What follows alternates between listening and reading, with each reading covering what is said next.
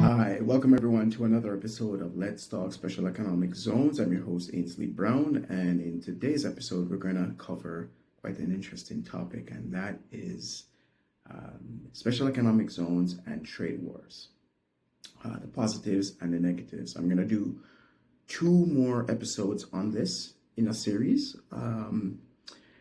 that explore both. So the positive and the negative. So this is just an introduction to that. So like I do with all episodes, I define what a special economic zone is. A special economic zone, the term is used in different jurisdictions, or different terms are used, I should say. So you may have heard of free zones, foreign trade zones, enterprise area, industrial park. It's all the same thing, right?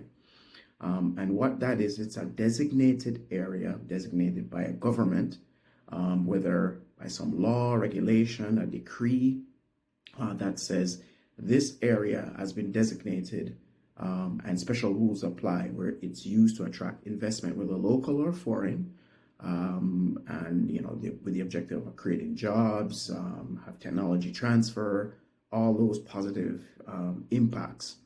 And within this designated area, the rules that apply in the regular economy versus what apply there are different.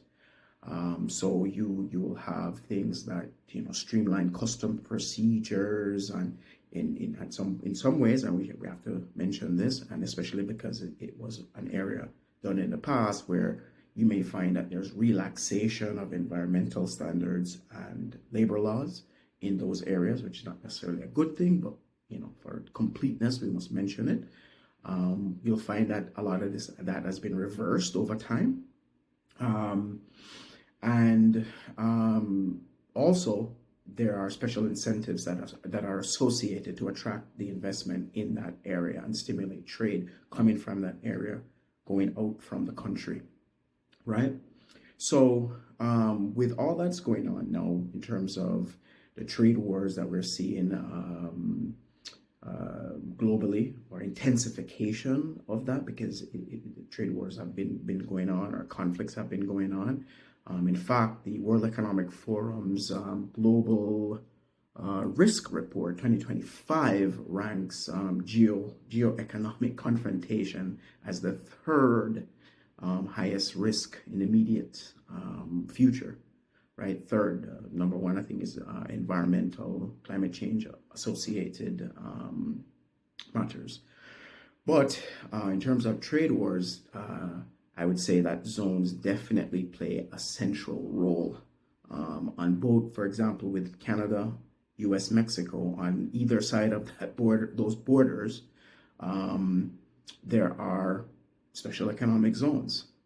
Right, on the Mexico side, in the U.S. as well, and in Canada as well, particularly, but not exclusively, focused on the automotive sector, for example, and auto parts go back and forth for there to be a completion of a car, right? Many of those cars are not really made in the USA, made in Canada, made in Mexico. They're made really in North America, when you look at all the components and the labor that goes into actually making it. But that's a separate but related point that's important to get out there. But looking at the positives and negatives, based on what zones do and what they're focused on, particularly driving trade, both import and export, because you need inputs into production. Zones are at the forefront of global value chains, right? And most major goods that we know are not made in one country anymore. They're made in the world, so to speak. And as I gave the example of the cars in North America. It's North America, not Canada, not Mexico, right? Exclusively, it's right across the board, right? So with that in mind, and the fact that zones are basically positioned in those countries, illustrate as an example, right along their borders, and goods go back and forth. That's showing you the role that zones play in global trade, right? So anything that any sort of trade war that's started, whether you're directly involved or not, it's going to impact. So, for example, goods, you may say, well, the current trade war that's happening is between China and the U.S. or the U.S. and Canada and U.S. and Mexico.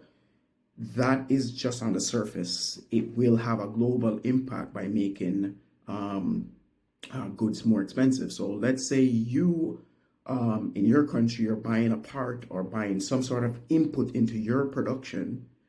That product might have Canadian components to it. Maybe it's the raw material, maybe it's the wood, maybe it's the nickel, maybe it's the aluminum. But the final product is made in the USA, so to speak. That is exported to you with tariffs on top of that. It's going to make the good that much more expensive. So you will be impacted. So it's going to go to a zone in your country, but be that much more expensive. So even if your country isn't directly involved or been put on the list that these tariffs apply to, it nevertheless will have an impact on you.